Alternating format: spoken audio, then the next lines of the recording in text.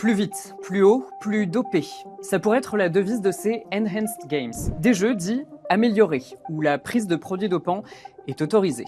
Le but, battre des records du monde du 100 mètres en athlétisme, du 50 mètres nage libre en natation et de charges soulevées en haltérophilie. Bref, repousser les limites du corps humain, et ça à n'importe quel prix. The world of sport will change forever. La logique derrière, le transhumanisme. Pouvoir créer un super humain grâce à la science. En l'occurrence ici, plein de produits comme des hormones de croissance, de la testostérone ou encore de l'EPO, des substances interdites par l'Agence mondiale antidopage. En fait là, on parle pas de prise sauvage, secrète, mais de dopage organisé, encadré selon l'organisation de ces jeux. Chaque athlète qui participe a passé des tests pour que l'équipe médicale de la compétition lui concocte un menu sur mesure pour maximiser les chances de performance. It's not the use of substances that is inherently dangerous. It's the misuse of substances. Ça, c'est la position de l'organisation et des soutiens financiers de la compétition. Justement, de qui parle-t-on? Premier nommé, Aaron de Souza, un entrepreneur australien. C'est lui qui a eu l'idée des Enhanced Games.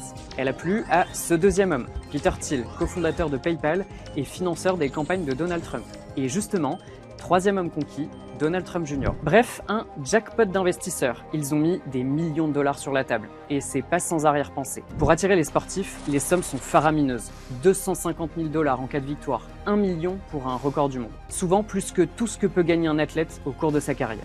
Bon, tout ça, évidemment, ça va à l'encontre des valeurs du sport. Le comité international olympique juge la compétition dépourvue de tout esprit sportif. Surtout, c'est pas sans danger. À long terme, on ne sait pas quels effets peuvent avoir les produits dopants sur la santé des athlètes. Ici, ils auraient un peu le rôle de cobayes. Et aussi, ça banalise la prise de produits dopants. Et ça à n'importe quelle échelle. Que ce soit chez les sportifs pros ou chez les amateurs.